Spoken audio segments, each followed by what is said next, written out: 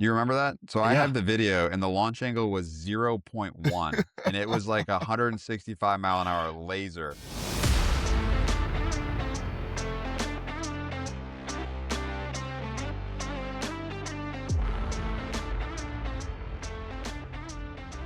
Ladies and gentlemen, welcome to another episode of the Whole Story Podcast. I think today's guest might be Jonathan's new best friend. He is in St. Louis, Justin Bryant, and he loves all things Cardinals, beef jerky when he's out on the golf course. Jonathan, that was a good episode. I am still just a Midwestern at heart. I just want the ocean to be involved in the Midwest. And I mean, if we can marry like 70 degrees, like I think it's 60, 65 degrees here beginning of February. If we can marry 65 degrees and sunny and the Midwest, I think my whole family would be super happy. The ocean just needs to be right around the corner. Unfortunately, that's not the way that works. So yeah. I mean, if as you're going to listen here in just a few minutes, you could probably fast forward the first three if you're not interested in baseball and we finally get to golf, but I got to nerd out a little bit with a fellow Cardinals fan. So always a good day for that. No, man. I jokingly said with you, like, we should do a side baseball podcast. I think that'd be a lot of fun. But me and my sister have talked about it before. She knows more about baseball than I ever have, probably. Yeah. Well, we text on a regular basis about the Cardinals. Yeah. Well, if the Cardinals or anybody from the Cardinals are listening right now and you need a podcast from two fans, a brother-sister combo, we can make that happen for you. Well, good stuff. Well, yeah, Justin Bryant with Rapsodo. I am holding here the case for the Rapsodo MLM2 Pro. This thing's awesome. Looks so good. I'm device. You have the MLM1. That thing's awesome. Almost feel like it's Star Trek where I could like talk into it. They could beam me up. Yeah. But no, these things, I will go ahead and say are awesome. We have not put it on the course yet because when we were recording this, we had a cold stretch, little snow, little ice. So we did not get out on the course yet, but we will be putting it into action very soon. Really excited about it. So launch monitors, Jonathan, you do have an indoor setup at your house there. You're about to tee it up. My wife loves the Olympics and today's opening ceremony. Not that interested. So I am planning. I already told her like I'm going to be out in the garage for a couple hours. So as soon as this is over, everything's in place. I'll have some, probably first things first, at Nick Wright, if you're watching this, Nick. And we'll get to watch. I'll get to hit golf balls while listening to those guys chat about football and everything else. Yeah, I met these guys at the PGA show. Just incredible company, what they're doing. And yeah, we're going to be doing some stuff with them on our course correction series. So be sure to follow along with that and see two average golfers actually get data showing why they're still just average. I was going to say this is where we get dialed in, but instead it'll be is where we get dialed in if we put the practice in based on the data that these things will provide. What? You thought you were bad, and the results say it's like a Maury Povich show. We have the results, folks. Yes. You are definitely not a golfer.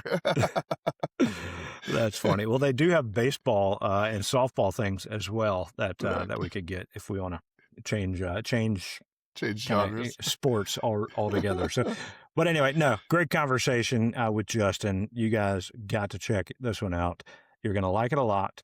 One thing I think is really cool is we opened it up to members of the BestBall Golf Club to listen while we recorded it. So I know we had a few folks dialed in listening, kind of sitting in audience mode of the platform we used to record this thing. They were able to watch. There's even the ability to use a chat function. Nobody did that, so we didn't have to ask any embarrassing questions. But yeah, so they got a preview. This thing will come out when it comes out, but they got to see it live as it was happening. So, and get an early look, kind of a behind the scenes thing of what we do. And they can probably attest, like, we don't really edit hardly anything out of these things. It's just a straight up conversation between me and Jonathan and one of our incredible guests, whoever happens to be on the show that day. It was a lot of fun. It was good. Always good. Yeah. So many thanks to Justin and the Rapsodo team, the PR group that helped set this interview up. Many thanks also to our friends at Summit Golf Brands, the Bedrati Zero Restriction Fairway and Green. They make some awesome stuff. By the time this airs, we will have gone and come back to the Shindig down in Florida with B. Draddy, get to hang out with Billy Draddy, get to hang out with our buddy Dan Drellinger and the rest of the crew. They make great stuff. They are kind enough to give you, our audience, 20% off if you use BestBall20 at any of those websites. So go check it out. I was talking with our friend Brandon yesterday, who was doing a little shopping on that, and so he was really excited. So, yeah, Jonathan, any parting words before we jump into this episode? Go Cardinals. Go Cardinals. Yeah, and go hit some golf balls measured out. Yeah, check out. We'll have links in our show notes for Rapsodo. You guys go check it out. And yeah, without any delay anymore, let's get you to Justin and let's learn more about Rapsodo Golf. Y'all have a good one. All right. Well, joining us today, like we just talked about, Mr. Justin Bryant. Justin, you're the product development and marketing guy at Rapsodo. So welcome, man. Thanks for joining us. Absolutely. Thanks for having me. Excited to talk a little golf with you guys. Oh man, we'll talk golf all day long with anybody and everybody. Where's home base for you? I'm in St. Louis, Missouri. So Okay. yeah, it worked out nice. Rapsodo's a global company, but our home office in the States is in St. Louis, right in my backyard. Are you a Cardinals fan? Oh yeah. Let's do it. You and Jonathan have just become best friends. I knew it. I'm from Carbondale originally. Okay, yeah. Yeah. That's so awesome. I no longer, I live in the South a bit, but yeah, huge Cardinals fan. There we go. A little bit of a rebuild situation we have going on, We have 8 of the top 100 prospects in the game right now. Through all the trades that they've done. Yeah. So you got to think long term. Yeah. Can they all get on the field at a time with one other person? That's the question. Not a chance. No, they're going to all end up being traded somewhere else or be a wash. If they're really good, send them to the Red Sox for me. Let's not do that. Are you a Red Sox fan? That's a terrible idea. I am. But, I mean, we could make this all about baseball because Rapsodo has a great baseball platform too, man. You guys, I'm sitting here wishing. Yeah. What's been your favorite baseball game that you've ever been to? We'll get to golf in a second, but let's talk about important things. Your favorite baseball game that I've been to. I mean, I wasn't at the World Series where we came back against the Rangers in 11. I wasn't there, but I mean, that's the one that sticks out obviously the most. I mean, the just two memories that come to mind were Pujols' last home run, in regular season. I was like 4 rows up right behind home plate. So, and with my young kids, and I grew up watching Albert when I was a kid. And so it was a cool moment to then hold my kid. And then, the steroids McGuire area, I was at the 62 home run, and that was just electric, just sneaking over the fence. So, I mean, it was like a playoff World Series baseball atmosphere on steroids. I was at the same Pujols game.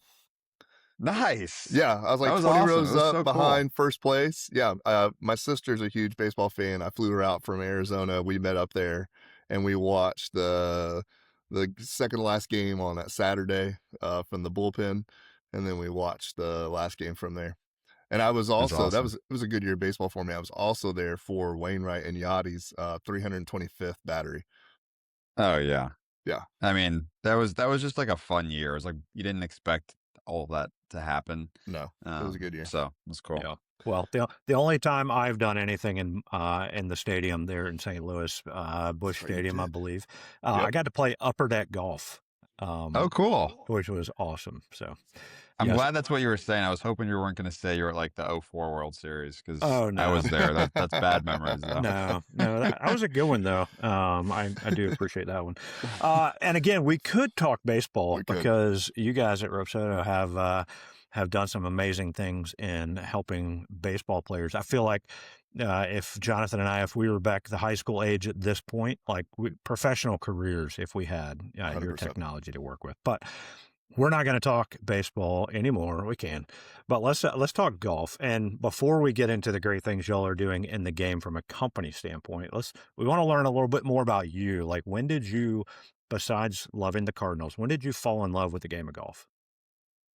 Yeah, so fell in love at like a really early age. Like, it was kind of one of those since I could walk, I kind of had a club in my hand, and my dad was a big golfer. Won the club championship in St. Louis at Belle Reve, and contended in some others at places. And so he was around a scratch player, and that was just like the way we bonded. So a lot of golf with my dad growing up, and then just kind of got addicted to the game like we all do, and um, wanted to kind of play in college. So ended up playing at Wake Forest University on the golf team there, and played professionally for, I think it was 7 years. So kind of bounced around on various mini tours, played some Corn Ferry, had status in Canada, but I didn't end up going up there a ton, and played anywhere I could. And then kind of COVID happened, and had a couple kids, and got my amateur status back. So I'm still playing, mid am stuff, and still enjoy that route. I know that's kind of a hot topic in the last couple of years Yeah. of players that getting their amateur status back. But yeah. I love the then we had COVID and had a couple kids, that that order of life things happening. But yeah, so you Exactly. wanted to play in college, and went to this relatively unknown golf school called Wake Forest. That's a pretty good spot to end up. Yeah, no, it was a dream come true. I would say I was like a late bloomer. I played basketball in high school. I played a little football, and just really loved golf. And we had a great golf team, so I was kind of surrounded by a lot of kids that were good players. And just the St. Louis area at that time, we had Scott Langley, who played on the PGA Tour for a little bit, was an NCAA champion. Adam Long, who won on tour. And then we had a bunch of guys that played D1. So kind of like we kind of all grew up, competing together, and decided I wanted to pursue that and try to beat those guys and see how good I could get. And um, visited a bunch of schools, and Wake Forest is pretty special. They got Arnold Palmer went there, and Heard of him. just, yeah, heard of him. See And a golfer too. yeah, he did all right. Um, and really cool practice facility that's right on campus there. So I kind of fell in love with the campus, but quite honestly wasn't quite good enough at the time when I was looking. And so I continued to develop and continued to bother the Wake Forest coach, and then ended up, getting a spot on the team, getting a little scholarship, and um, so was able to get on the team. So it was an awesome experience. I did the victory lap 5 years there, because broke my wrists one year, so got to enjoy it to its fullest. Very nice. Yeah, well, I mean, you obviously are a very good golfer. You might not need the products that you guys are doing now. So, what was your journey?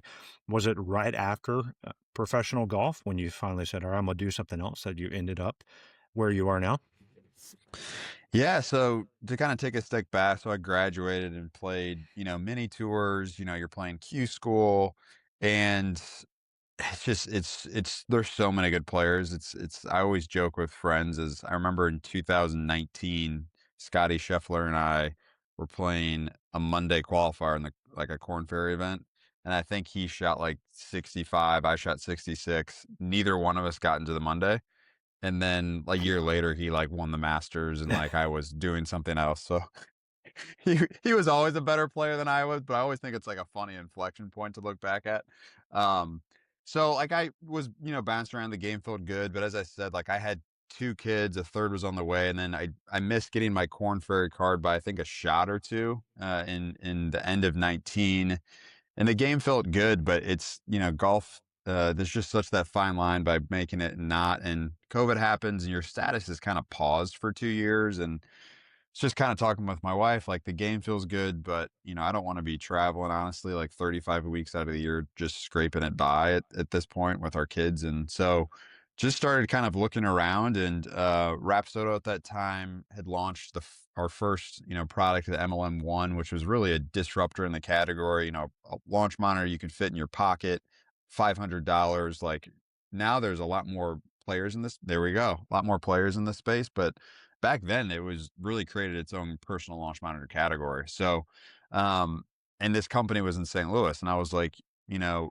I saw the advantages of technology and how it can help you improve, but at the same time, I also saw how expensive it was. So, like, I remember in my days when I was practicing and playing, like having conversations of like, do I figure out a way to like raise money to invest in, these launch monitors that cost like 15 to 25 grand? And, you know, I was just like, that's a lot of money, but I think it can take me to the next level. But, it's a big investment to do. And professional golf's expensive in itself. And I was able to kind of end up using somebody else's or country clubs and things like that. So I was able to have access to the technology, but not every single round. And so I kind of saw where this space was going, and talked to the team here and was able to help them. And it's been crazy to see, the trajectory of the company and the space in general with home simulation and practice. So it's been a really cool ride for the last Talk 6 years or so.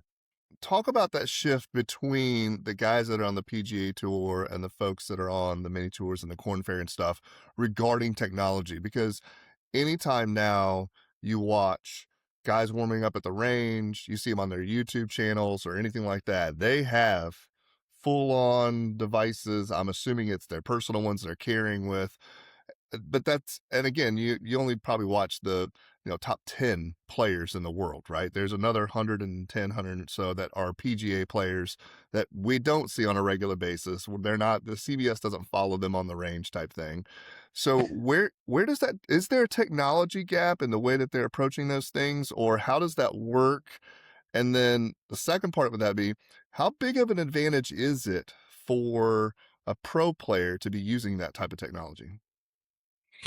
Yeah, I think it's hugely important, especially when you're at that super competitive level. I think it applies to everybody in the game. But, I always say equate it to, you wouldn't drive your car now without a speedometer and say like, oh, I feel like I'm going 30. Like you probably have an idea what 30 looks like, but like, you don't, that's not how we operate. And so I think, with golf technology, if it's not already like that, it's going to become like that, because it's just understanding, if you're looking to improve, it's benchmarks, right? So, hey, I want to hit the ball further.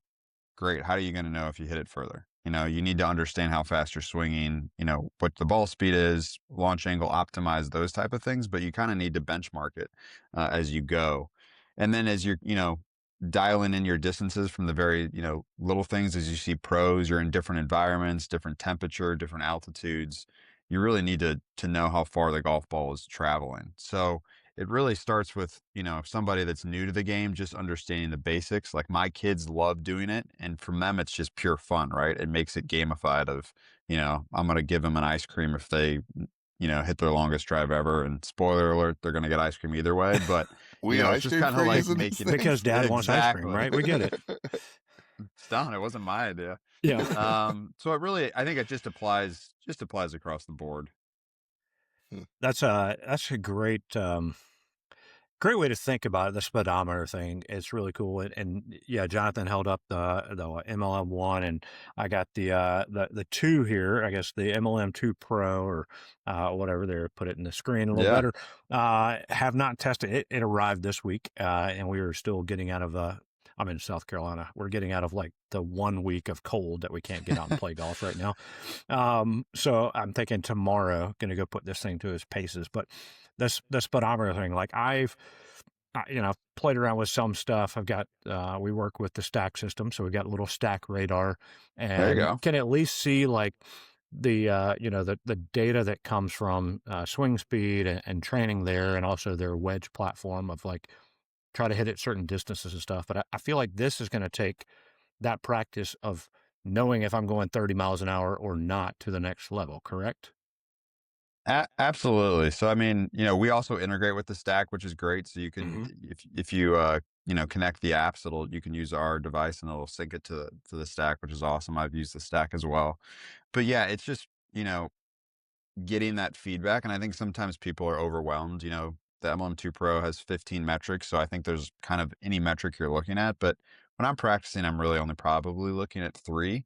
But it's just kind of understanding that, and whether it's, you educating yourself about it or working with a PGA Tour professional, of ways where you can get better and kind of get better maybe a little easier than you think. And whether that's, angle of attack with the driver. I remember showing a guy in our office, he had plenty of swing speed, but he was hitting down like 5 degrees on his driver. And I was like, let's try to get that to 0, maybe get a little up, and there's just a huge increase in distance, right? And it's just a very small tweak of, the way the club's delivered into the ball. So I think it's just kind of like understanding some of those, key things. And as you get better, you can kind of, refine those metrics a little bit more. So, um, Yeah. yeah, it's a great way to practice. Well, you say measuring 15 things, and let's talk about though the amateur golfer that really, driving range, club, ball, right? Like what Yep. are, when they get this device and they start looking at ways to see what results matter and then how to practice differently or how to swing differently, what are like the 2 or 3 things you mentioned? Launch angle. What are the 2 or 3 things that they should be paying attention to that would make the, I guess, the immediate or basic kind of results? Yeah, I would say the first thing I always tell somebody to do when they get it is just do kind of like a bag mapping. Hit every club in your bag, hit maybe 6 shots each or more. And let's just actually see how far you actually hit shots, how you carry it. Cause most people, we do a lot of events where we say, call your carry. And, looking at the data, it's like 80% of people say they're going to hit it further than they do. And so, Hey, it's can I remembering. pause you on that real quick? Sure. And I was thinking about this, and I'm thinking about how, because I, have I think I hit my whatever iron this far, and I'm excited to do this. My question that I've even like gone down the rabbit trail of like Googling, all right, when I'm using the Rapsodo device, using range balls, right?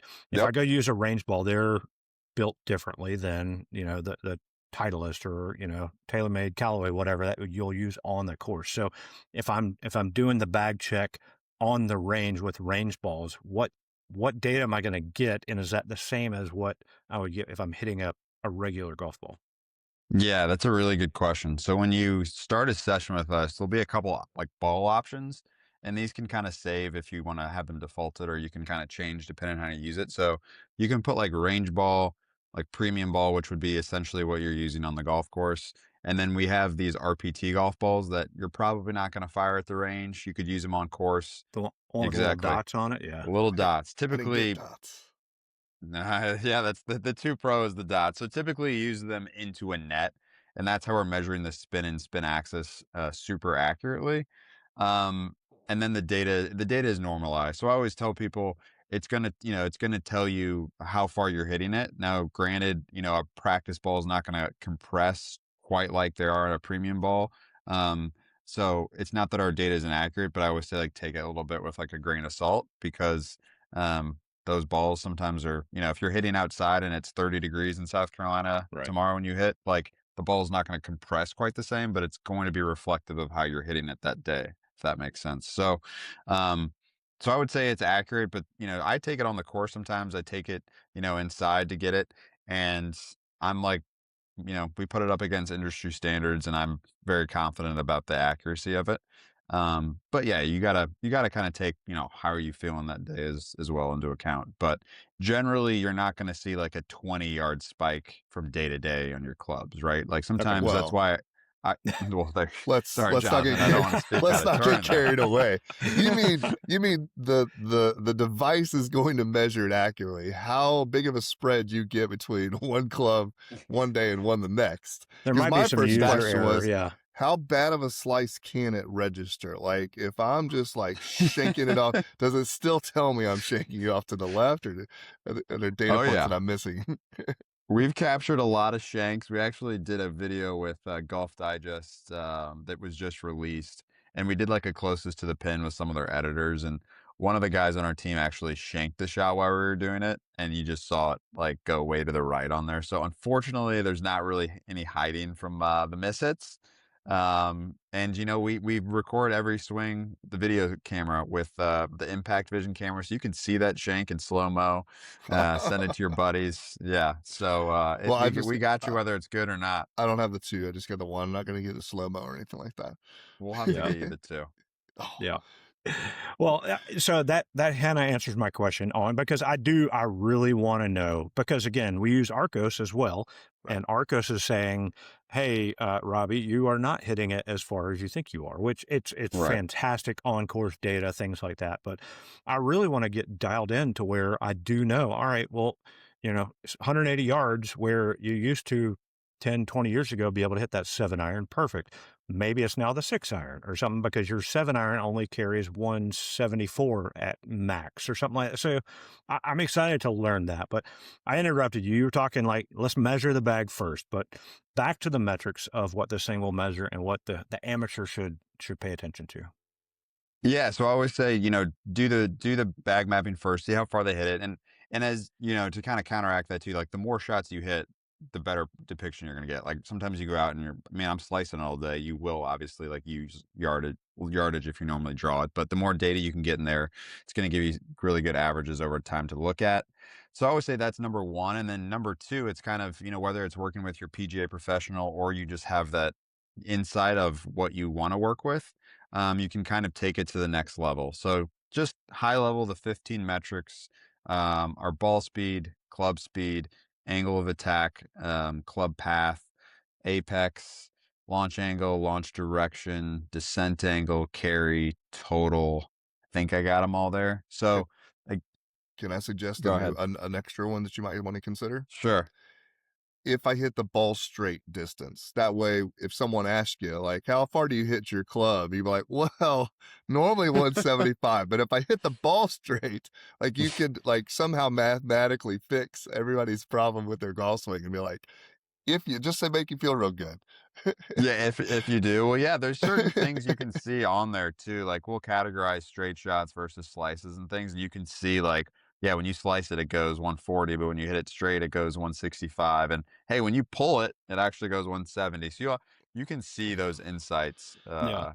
I would love to see it map out like, all right, it went 200 yards this way and 150 yards that way. Yeah, we'll get side carry. Yeah. I've lost side bets on a golf course. We were playing up at Pinehurst last year. I haven't used a driver for very long. And I was using a driver, and the guys literally on the tee box were like over under 50 yards on the slice. And they were like, everyone took the over all day long. Like it was a hard left-hand turn. Yeah. Well, you could play it as long as you aim far enough left. Yeah. Only on dogleg lefts. Dogleg rights do me in. I'm left-handed, so Jonathan's left-handed, so he's already I gotcha. Doing it the backwards way. So all right. So those are great stats. And yeah, we were testing you. They asked us to test the product development marketing guy on all the different things that it measures. You passed. Good job. Yeah. Nice. When you get all these things, what would you suggest golfers start doing then to get better?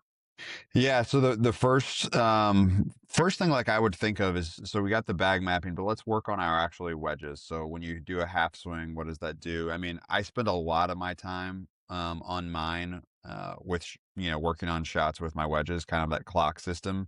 I spend a lot of time with the driver because I kind of feel like when you drive it well and you wedge it well, you're gonna play pretty good. Yeah. So we have a combine on there, which I would suggest people check out. So it's on the MLM1 and the MLM2 Pro, but it's 24 shots. It takes you about 15, 20 minutes to do, and it puts just a little bit of pressure on the way you practice. So you pick 2 approach targets and then a drive, and so it kind of go 2 shots at the first target, 2 at the second, 2 drives, and after the 4 shots, it'll give you a score out of 100, your handicap, and then you can really see strengths and weaknesses, what you need to work on.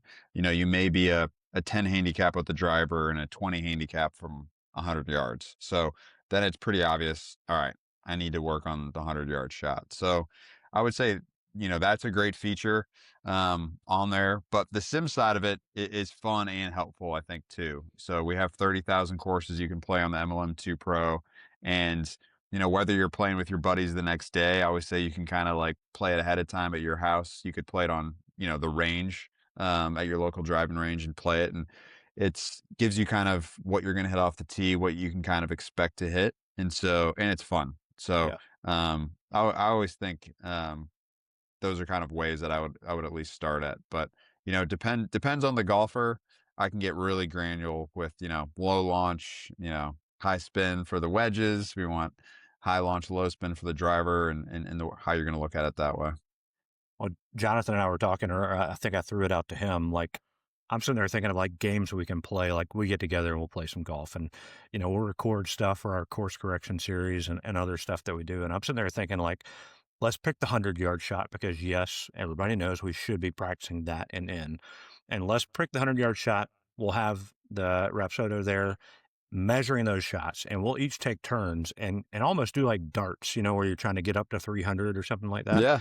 And so start at that, like say 300 yards and aim at 100 yards or make 100-yard shots. And every yard you're off, based on what the device is telling us, we subtract that until one of us is down to 0, and that's the loser. So I think that would be fun games to play, and you're getting practice because, hit your 100, hit your 99, 101 shot, and you don't subtract a lot from that big total. So that sounds like a lot of math. You're going to have to track all the math on that one. Unless you have that 100-yard shot and you shank one, and it's like, all right, I just measured that 250. And then you drop down pretty quick. We have closest to the pin too, which can be fun that you can play with people. I really like our target range, just because you can pick different targets. There's fairway targets, and you can hit a ton of shots there, and it's you're seeing the proximity, you're seeing your metrics, but there's like a result to the shot. So I always tell people there's kind of, if you're going to go practice, like have a plan, a strategy. I think a lot of people, I equate it to, they're like, oh, I'm going to go to the range and hit some balls. And then unless you just kind of want like a mental break and mindlessly hit balls, there's a time and place. Maybe we all need to do that, but you wouldn't go to a basketball gym, dribble around and like just start shooting it at no basket and be like, oh, my shot feels really good right now. Like it feels good. Like no one does that. They like shoot it at a hoop, right? So when you go to the range, decide, am I working on technique today? Like, am I going to work on the takeaway, my posture? And, ideally your practice probably has both of this, but all right, I'm working on the technique today. Maybe you're utilizing the cameras of the MLM2 Pro to kind of check some of that. Maybe you're not quite as interested in the data, but I would still have it down to record it. And then kind of put some, I call it performance practice, where all right, there's a result we're trying to do. I'm going to take the combine. I'm going to do some speed training. I'm going to, play closest to the pin, where I'm actually testing to see if my game is good. Because I think a lot of times people go out to the range, they work on making sure their swing feels good and the ball flight looks good, but they're not really trying to hit a golf shot. They're not really, putting any pressure on themselves. And then they get to their, Saturday morning game, stand on the first tee, and it's really the first time they've hit a shot with any sort of intention. So let's try to bring that to the range or to your home setup a little bit with the way you practice. Does it, when you are out there practicing and using the cameras, does it help you with alignment, like your feet alignment? Is there something built in there for that? Or is that just, hey, Robbie, get an alignment rod and put that down and make sure you're... Yeah, I would suggest an alignment rod. I mean, it'll prompt you for the alignment of the device on like where's your target, which I think is important. And then I really look at it as the camera of like, what's my posture? What am I doing in my swing? Is my head moving? So there's two integrated cameras. One is kind of, down the line. If you're hitting outside, it's going to give you that shot trace. You're going to see your swing. Then there's an impact vision camera, which is really cool. So it's zoomed in 240 frames per second, showing you your ball. I call it, the moment of truth. Yeah. And I think that's also just like a great tool of like, I didn't realize I was hitting it off the toe. And then understanding if they hit it off the toe, gear effect's going to take over and it's going to draw more. So I think there's some things like that. You can also pair a third camera if you wanted kind of a face on with it as well. So that's kind of how I utilize the cameras a little bit, is just, checking to see, just like you would do some mirror work. I think it's important to at least see what it looks like.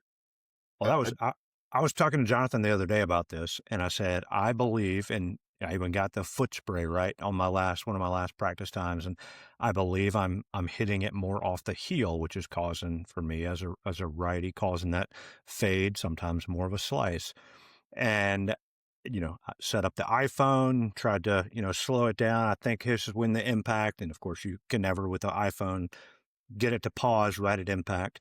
But I'm really excited about, yes, the 240 frames per second of seeing, oh yeah, Robbie, you are hitting it on the heel when you hit your driver, and then make adjustments from there to try not to, or try to hit it more off the toe. And so, yeah, I'm excited about that feature for sure. But you mentioned, and I was going to ask about this, adding another camera, right? Or pairing up another camera. Is this like, I've got the Rapsodo MLM2 Pro sitting behind me in line like it's supposed to be.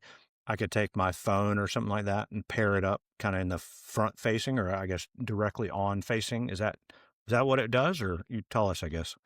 Yeah, so there's 2 cameras in the unit, so you don't have to worry about that. It's always going to film it. And then when you use the MLM2 Pro, you're always connected to, I use an iPad mainly just because the screen's bigger. I don't know if that means I'm getting old, but you use an iPad just because I like the big screen. A lot of people just use their iPhone though.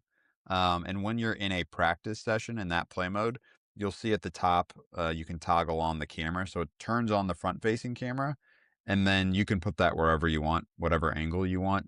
Typically, yeah, it's face on, so it's staring right at you as you swing, so you can kind of then see what's going on from this angle, and then the one at the ground will kind of show you down the line.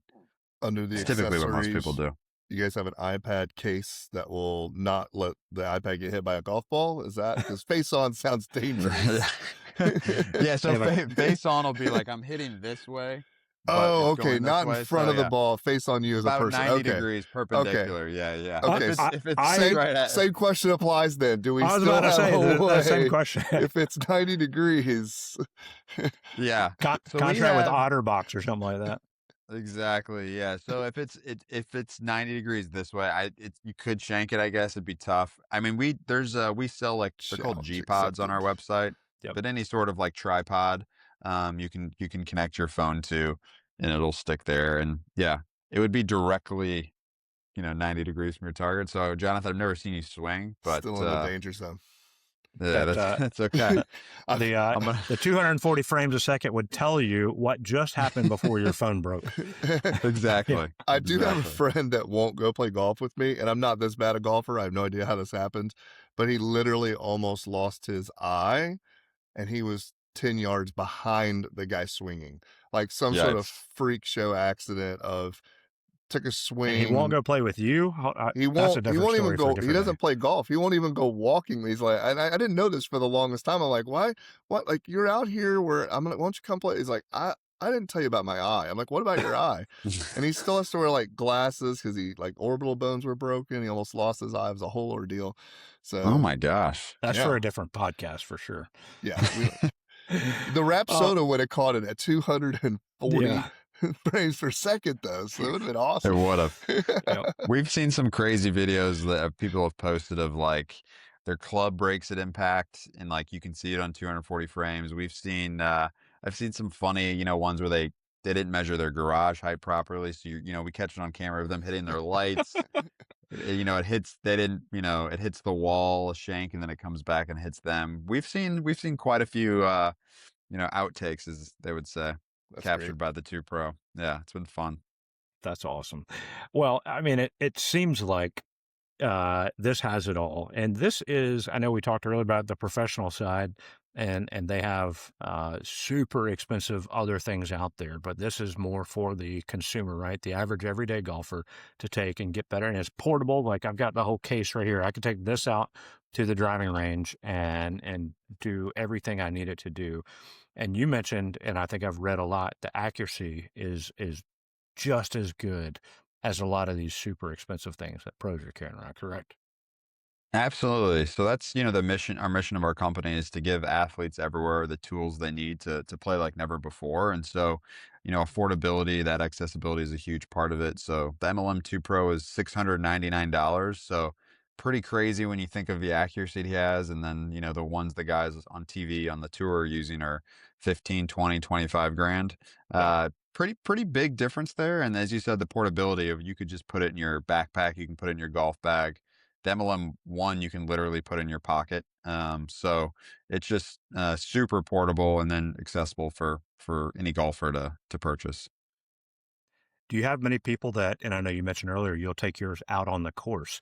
Do you have a lot of people that do that while they're playing, they drop it down every time behind their shots and kind of measure everything, see what's happening? Yeah, I take mine out on the course a few times a year. I don't know if the 2 Pro people are doing it quite as much, but I know there's at least one guy that I think like every single shot he hits on the course, he has the MLM1 behind him.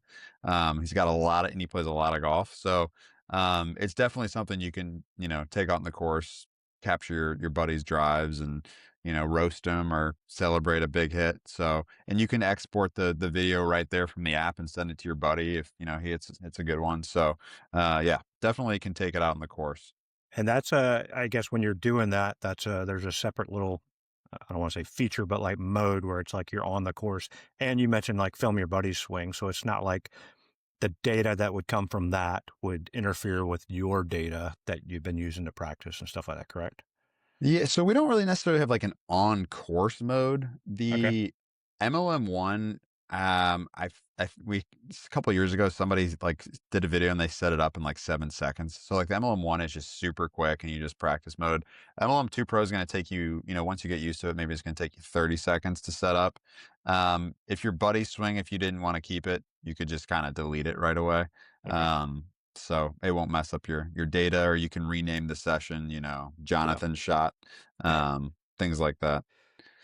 Every par 3 is now going to be tracked. That Oh way, yeah, we for sure. we hit our hole in one, it'll be on the MO like you had a 0-degree loft. It sculled itself across the pond and somehow rolled in still. Or it'll say, "Hey, you finally hit the spot where you're supposed to on the club, and look what happened."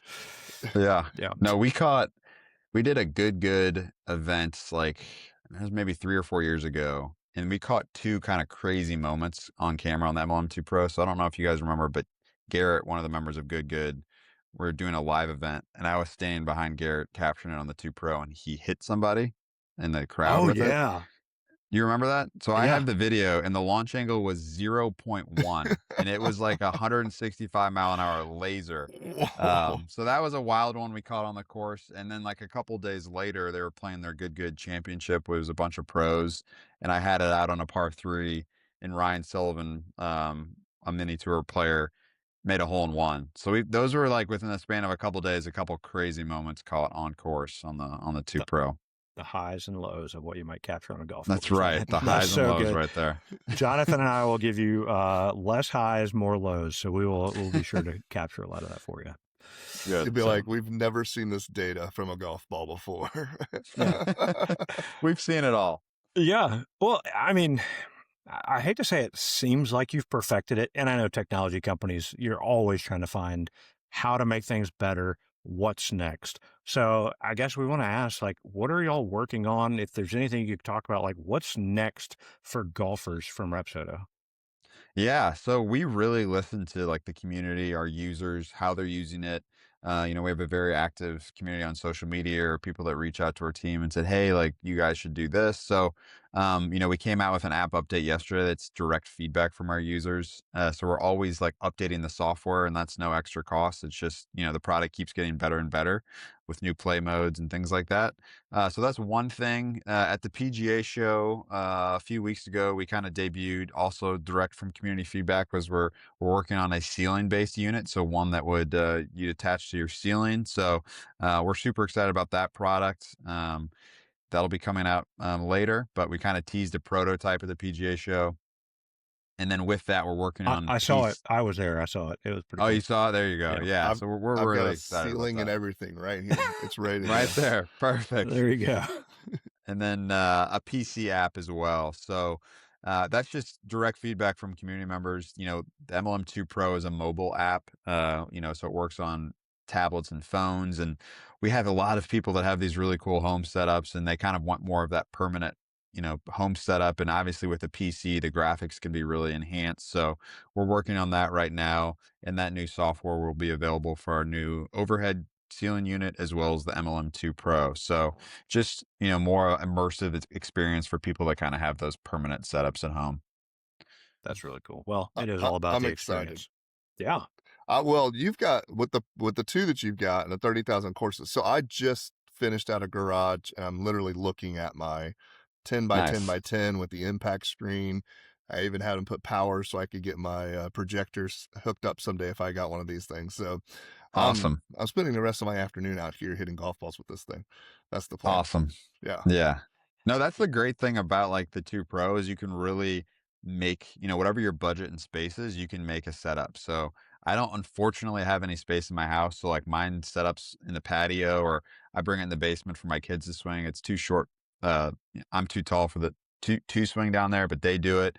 And then, you see people like, all right, I'm going to add a TV to put to be able to see there. I'm going to get the impact screen. I'm going to get the projector. And it's crazy to see people's, builds in their house. We have people that have spent less than $1,000 on their entire build and they love it. And we've seen people probably spend like 20 grand on their build and they love it. So it's really kind of whatever your budget, and you can change it over time and keep improving it and making it better. And still shoot 90, right? Still shoot 95. Hopefully Let's not get carried away with 90. Hopefully you're taking, 90? you're taking a look at your stats and data and taking some combines and getting better. Yeah. But if not, I hope you're having fun. Yeah, well, that's all. That's what it's all about anyway. And gathering your friends and laughing when they do things and go from there. Absolutely. You mentioned the 30,000 courses on there. Talk to us and the listeners out there about that. Like, what courses are available to play? Like, what can people look for? And I guess, does it really feel like you're standing on the tee box of whatever course? And I guess maybe what are some of your favorites? Yeah, so 30,000, I always say it's pretty much any course you want is on there. So whether it's kind of your bucket list course or like your home track, it's on there. Really? And what we found is, a lot of times those bucket list courses, people are playing a lot, but people love playing their local course. The one that they play with their buddies, and because you've played sometimes those famous courses on other simulators before, but it's like, oh, I want to go see, my local muni if it's on there. And so I honestly can't remember a time someone said my course wasn't on there. So I don't want to promise somebody in Nova Scotia or something that their course is on there, but I feel like we got a pretty good handle on those. And then we keep kind of improving those graphics over time. And once we launch that new PC software, those are really immersive, really feel like you're there. So really excited about those, and the team that kind of helps us kind of go out to those courses. We scan them. We have a drone 3D kind of robot that goes out there and is capturing it, and we're making every detail. I think it's down to 3 centimeters, and so it's pretty It's pretty tight. Yeah, so we're excited to deliver that new software as well. Like, I've hit from behind this tree before. This is awesome. I recognize this shot. Yep. Can you go in and edit out and remove bunkers and water hazards and things like that? Not in its current state, but maybe someday. Yeah. Well, you just need to become a designer, I guess, right? That's right. All right. Well, we could kind of nerd out and keep asking about fun stuff. There's a lot of great things you have going, and we'll put some links to a lot of the things y'all have in the show notes for sure. But let's talk about you again. We ask our guest as we start wrapping up, and you're a good golfer, so this might be hard to think about. What's the story of your most memorable golf shot? Man, my most memorable golf shot. Can I give just a couple quick highlights? Honestly, you kind of remember the funny moments. I feel like I've been fortunate to I've made eagles on the last hole a couple of times to get in Korn Ferry Tour events, and those were really cool in the moment. But I also kind of think of some of the ones that there wasn't a whole lot on the line that made a big difference. So the two that come to mind are, I qualified for the U.S. Amateur. I was about 18. This was at the Olympic Club. And my first round of the USAM, I played terrible. I was a fish out of water. I wasn't comfortable. I'm going to Wake Forest, but I'd played with Dustin Johnson, and I was like, this guy's driving at 70 yards by me. I'm out of my league. And I shot 86 in the first round. And then you're just embarrassed. And so I go into round 2 and I'm like, all right, let's shoot 73. Well, that was going to be 159. I was like, let's break 160 for 2 rounds. And I go to the last hole, and I needed to eagle the last hole, and I needed a hole out. It was a par 4 from the middle of the fairway. And I look at my caddy and I go, shot's going in. I'm making this shot. It's going in. And I hold out. So made it, shot 73, had no implications, but just the personal achievement was cool there. But my absolute favorite story, which is a couple shots, so I'm sorry if I'm going long here, was a few years ago, I'm playing golf. I just had my son was super young, have meeting my wife after the round, and I'm playing with a friend. We're going to meet up with his wife, and they kind of find us on the 17th tee. And at this point, I I needed to play the last 3 holes in 3 under to shoot 59, okay? Never broke 60, What? and very unlikely I'm gonna play the last 2. They're both par 4s and 3 under, but, I'm like, I can't disrupt the flow. And my wife's like, "Oh, just take, our son's name is Jax. Just take Jax with you for the last 2 holes." And I'm like, he's like 2 years old. Like it's killing, killing what we're doing. And I'm like, well, I kind of got a good round. She's like, just take him. So I take him and I tell him to watch me make this shot. I say, hey, this sounds really cocky, but I was like, hey, watch, buddy. Like, I'm going to make the ball disappear from the fairway. Like, kind of just trying to get his attention somehow. And I make the shot. I hole it. And he's just like, Wow. oh, cool. And so like now I'm pumped up. My other friend's pumped up. And I'm like, I just have to birdie the last hole to shoot 59. Dream, never done it. Perfect drive on the last hole. And again, I'm like it was kind of a weird shot, balls above my feet. I have a sand wedge, pins back right, like, trying to whatever, a little nervous, worried about what my son's doing in the golf cart right there. And I shank it into the clubhouse, make a Oh, double, shoot 62. But I was like, it was his first time on the course, and he saw a hole out and he saw a right. shank, so he saw as good as it gets and as low as it gets. But that's like a memory I'll like never forget, and it's like so disappointing that I didn't even have a putt at 59. But at the same time, I'm like, what a memory it Yeah, was. My wife's always like, you wouldn't have holed out on 17 if he wasn't there anyway. So it's it's just kind of a memory of golf, and I feel like it's just kind of a beautiful moment of how golf can excite us and then just directly humble us. absolutely. And then at the end of the day, you're getting to hang out with your son. So Yeah, it was great. I'll never forget that. that's really cool. Very That's nice. a great one. Yeah. Jonathan has also put one into the clubhouse, so he knows that. And that's one of the most memorable stories he has. That is absolutely. It's also why I don't carry a 6-iron anymore. There you go. No 6-iron. So you could just go 7, 8. Well, I don't carry a 6-iron because I got 6 and 9 mixed up and accidentally Oh no. roped it. Hit like 140-yard shot, about 180.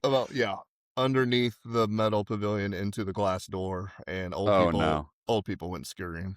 He didn't hit the glass, thankfully. Oh, I hit the glass. It just didn't break it. Yeah. Yeah, it was a ricochet. That's good. Yeah. I don't have a good one as a most memorable yet. It's still just the bad shot that I've got. It's coming. This is the year. Coming. This is We're going to dial it in, Jonathan. We got the tools now. My most memorable? Yeah. I mean, this past year we got to go play the old course. Yeah. And so just being on the first tee at St. Andrews, and I had borrowed a 2-iron from somebody, and just that first tee experience, like the mystery and history of being there, and thankfully made contact with the ball and hit a good shot. And so, yeah, it does. That's awesome. Yeah, it was just the whole experience. Jonathan was there. It was a lot of fun. Yeah, that ranks in my most memorable. I broke 90 for the first time at the old course. That's awesome. Shot an 88. Yeah. Congrats. We were all pumped for him. It was a lot of fun to watch. Yeah. How cool is that? It was a good day. It was better because like we were playing with some guys we just met. Shout out Adam and Voss, and they were more. I mean, there's like 2 handicaps. They shot like 72, 74 or something like that. And they were way more invested in my 88. Like they were finding my ball. They were standing there videotaping everything. Like they were holding their breath with me on the last putt. It was great. That's awesome. And now you can go in and play virtual St. Andrews, right? I'm sure that's right. Now I can start, that Muni in St. Andrews. 2.5 years to the senior tour. There you go. There's still a chance. Let's dial it in. All right. Last thing we like to do is a thing we call the quick 9, just a little back and forth here. What is the favorite course that you've ever played? Favorite course in real life? In real life, yeah. We're not talking not sim Rapsodo life. world. Man, I've had the chance to play Pine Valley, and it really does live up to the hype. It's pretty special place. I feel weird saying that because it feels like a weird flex, but it's really cool. It's really cool. Really special. Yeah. Is that one of the 30,000 courses? I don't know if I can legally confirm or deny, but I'll let you search later, Robbie. All right. Well, if it is, then I'll get to play it too. There you go. What course is at the top of your bucket list?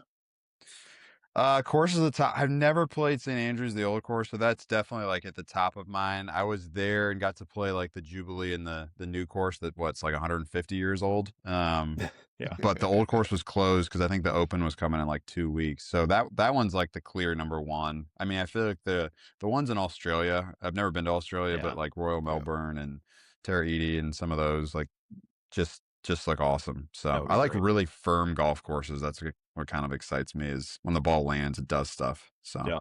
Do you have a side question? Do you have a favorite course? You mentioned your dad won some club championships at Belle Reve. Any favorites in St. Louis? yeah, so I grew up at Belle Reve, so that's definitely a favorite. They're hosting the BMW this year. Yeah. I play a lot out at St. Louis Country Club, which is a CB McDonald design, Wow. just Yeah. awesome track. So St. Louis is the number one in my heart. Yeah. I think I've only played. I played at Glen Echo. Yeah, Glen Echo's awesome. It is Olympic a great course. course. And I did play. I played at Baldwin. Do you know the guys Yeah. at Gimme Golf Club? Have you, I don't know them well, but yeah, Kyle I've talked a Walton, little with that Kyle, crew? like Yeah. DM'd on Instagram a little bit, but not in real life. So Yeah, not they're yet. great people there. That was one of the reasons I went last time, and Oh, awesome.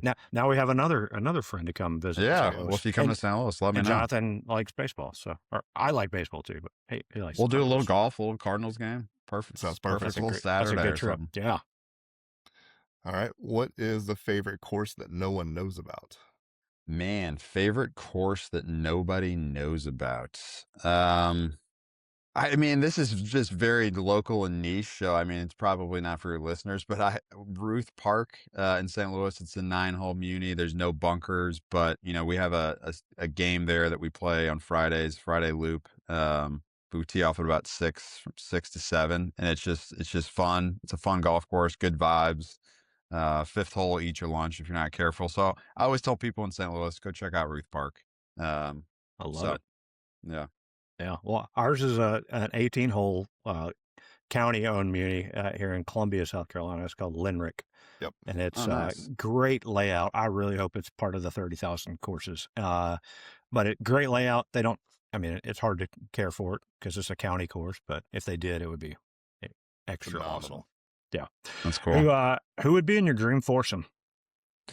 Dream foursome. I mean, if it's, I could probably go like two answers. One, I mean, simple, you know, cheesy, but definitely true is I got 3 boys. So that's the dream foursome, for sure. If we're kind of going like celebrity, you know, pro foursomes, is this dead or alive or It's your dream, man. it's my dream.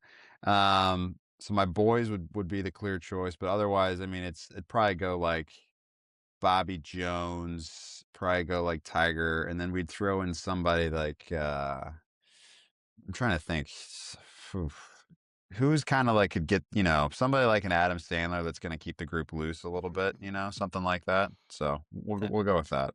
That would be awesome. Be a good choice. All right. What is your favorite snack on the golf course? Favorite snack? I normally have beef jerky of some kind on there for sure. On an Uncrustable. I'm always made fun of because I have a ton of snacks in my golf bag. So we got some protein bars. I normally like Quest bars when I'm playing. Some beef jerky. We got some almonds. We got an Uncrustable. And we're ready to go. Sounds perfect, man. You're naming all the things that continue to make you and Jonathan best friends. We just became best friends for sure. Yeah. Lots of snacks. Jonathan's a beef jerky guy. I mean, I am as well, but yeah, y'all are bonding like, for sure. Why do you have so many snacks in there? I'm like, man, we're gonna be out here like 4 hours. Like, I don't want to be hungry. You know, I'm prepared. Well, when we get to hole 15, 16, 17, like I'm gonna be energized and crushing you guys still. All right. Favorite golf course logo? Oh man. Favorite golf course logo. Gosh, that's tough. I mean, I really like St. Louis Country Club's logo. That's more of like a nostalgic one. Pasatiempos is really good. Some of the new like Sand Valley ones, like the Lido, is really cool. Yeah. I kind of like more of those like the old school ones that have a story. I think LACC's is cool. Yeah, not one I would say is my clear favorite, but just kind of the old school ones that, yeah, love those. Yep. All right. What has been your favorite pro shop purchase? Favorite pro shop purchase? I like the flags are kind of my new go-to thing. I'll kind of bounce around. I go flags. I used to kind of get like the whatever those kind of tumblers were, those glasses. My wife kind of said we have enough of those, so I've The moved on Turvis, to yeah. yeah, the Turvis. Yeah. Yep. She's like, no more. If you get one more of these, we're throwing them away. So I sneak in one of those, but yeah, flag. You got to go flag, and I like going like a putter head cover. Yeah. Yeah. Yeah. All right. What is, and we found people really like this question because it can go in so many different directions. What is one thing golfers should do? Golfers should do. I think they should play more rounds with half a set of clubs. I was talking to some buddies, and I think you should just go walk, play with like 6 or 7 clubs. It's really fun, kind of pushes you to be creative. I think people will be surprised they don't shoot it that much higher than they normally would, but it kind of like makes you think about like where you want to leave the ball if you miss. So I think it's like really good habit building for when you do have a full set, and it helps you like hit shots. So I always tell people like go play with a half set. There's a guy Great here. answer. There's a guy here in town called Half Set Jeff on He social sounds like media, my kind of guy. and he shoots low 80s almost every single time. He's like, I know how to hit these 5 clubs. Before until I got peer pressured, I wasn't even using a driver until like 6 months ago. I had a odd There you go. irons You don't and need a, it. and a 4. Yeah. Jonathan can crush a golf ball though, so he hits his like I could believe that. 4-iron like 240. So The 4-iron was matching my buddy's 3-wood, the two handicaps 3-wood for the day at St. Andrews. I was like 250, 260. That's crazy. I'm sure it was just out there it'll go. That's fun. Yep. It was a good time. All right, Jonathan. it's my Final turn. question. Sorry, final question. You're up. Finish the sentence. The best part of golf is. Best part of golf is the hang, the people. Like now that I'm a dad, like I always tell people it's the greatest life hack because like my kids ask me to play. You're gonna go spend hours with them, and you don't get to do that really in any other time. So like if they love golf or if they want to play collegiately, that's great. But like I just want to instill that in them because it's just a great way to spend with them and spend with your buddies. So it's definitely I love the competitive side, but what really is the best thing about golf is just the people and the hang you have for 3, 4, 5 hours out there. Yeah, we I can't completely agree. Yep. Both my kids, they got them in early, and the advice I was given was whatever you do, just make it fun for them. That way they associate going to the golf course as fun, and then they want to keep going back. And now they're 20 and 18, and anytime they say, Dad, you want to go play golf? I'm like, absolutely. Let's go. So, Yep. Never say no to that. Never say no to that. Well, Justin, this has been great, man. We're really excited about what Rapsodo does, what you're doing for them. We'll put again links in the show notes about how to find out all the great things there. But yeah, any parting thoughts as we about to sign off? Yeah, no, I would say, check out Rapsodo, whether it's on social, Rapsodo Golf at Rapsodo.com, and go play with a half set next time you go play. Take 4 to 7 clubs and just see what happens. There we go. Well, very nice. Well, thank you very much for Justin and Jonathan. This is Robbie. You guys have been listening to another episode of the Whole Story Podcast.